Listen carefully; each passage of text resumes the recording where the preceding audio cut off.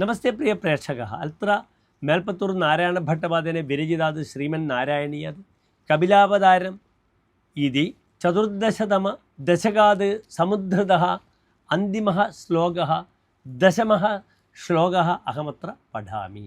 വനമേയുഷി കർദ്ദമേ പ്രസന്നേ മദസർവസ്വമുപാദിശത് ജനന്യൈ കപിലാത്മക വായുമന്ദിരേശ ത്വരിതം ത്വം പരിപാഹി മാം ഗദൗഘാത്. അത് ശ്ലോകസ്യ പദച്ഛേദः.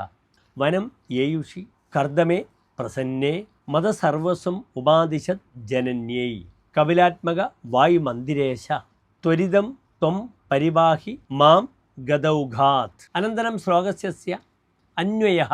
കർദ്ദമേ പ്രസന്നേ വനം യേയുഷി ജനന്യൈ മദസർവസ്വം ഉപാദിശത് ഭോ കപിലാത്മക വായുമന്ദിരേശ ത്വം ത്വരിതം ഗദൗഘാത് മാം പരിപാഹി.